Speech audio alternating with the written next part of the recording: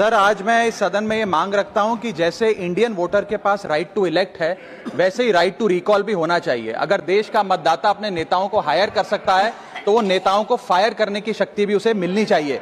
Sir, right to recall is a mechanism that empowers the voters to de elect a नेता representative before the tenure ends if he fails to discharge his or her duty. Sir, हम MP MLA चुनते हैं, उसके बाद अगर वो काम ना करे, अपने वादे भूल जाए, जनता से दूर हो जाए, तो 5 साल तक इंतजार करने के अलावा जनता के पास कोई ताकत नहीं है।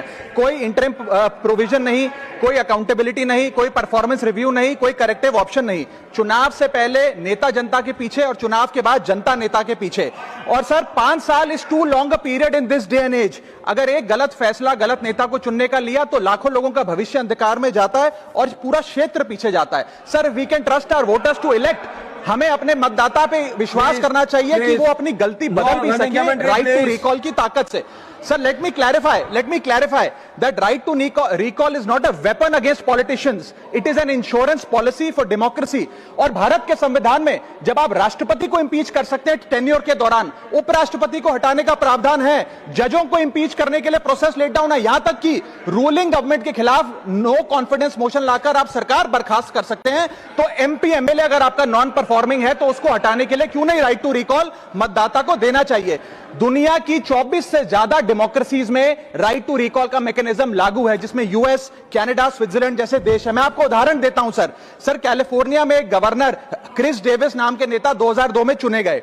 उनके कार्यकाल में मैसिव पावर कट हुए, एनर्जी क्राइसिस हुआ, बजट की मिसमैनेजमेंट और गन शूटिंग की वारदातें हुई। उसके चलते 1.3 मिलियन कंस्टिट्यूएंट्स ने एक पिटीशन साइन करके दी कि इन्हें रिकॉल किया जाए। वहां के चुनाव आयोग ने रिकॉल वोट कराया 7 अक्टूबर 2003 को और 55% मतदाताओं ने वोट किया कि इस नेता को बर्खास्त किया जाए। ग्रे डेविस को हटाया गया और आर्नल्ड श्वार्ज़नेगर को वहां पे गवर्नर बनाया गया। सर, मैं बता दूं कि हिंदुस्तान में भी इसका प्रेसिडेंट है। कर्नाटक, मध्य प्रदेश, महाराष्ट्र और राजस्थान में रिकॉल मैकेनिज्म ग्राम पंचायत के स्तर पे लागू है और ग्राम सभा के लोग मतदाता वोट करके उन्हें वापस बुला सकते हैं। सर, लेकिन इसका मिसयूज ना हो, इसलिए हमें सेफगार्ड्स भी बनाने पड़ेंगे। एक थ्रेशोल्ड रखना चाहिए कि 35 से 40% मतदाता अगर साइन कर दे तभी राइट टू रिकॉल वोट करवाया जाए। नेता को 18 महीने के लिए परफॉर्मेंस पीरियड देना चाहिए, कूलिंग ऑफ पीरियड, जिसमें उसे ना हटाया जाए। स्पेसिफिक ग्राउंड्स फॉर रिमूवल होने चाहिए ताकि फ्रिवलेस ग्राउंड्स ना हो और रिकॉल कम से कम 50% वोटों के बाद हो। ऐसा होगा तो पार्टियां भी ऐसे लोगों को टिकटें देंगी जो परफॉर्मर्स हो, ना कि नॉन परफॉर्मिंग एसेट, और भारत की डेमोक्रेसी मैच्योर होगी, सिटीजन एम्पावरमेंट बढ़ेगा and recall will give the voter the power to fix that right now. Sir,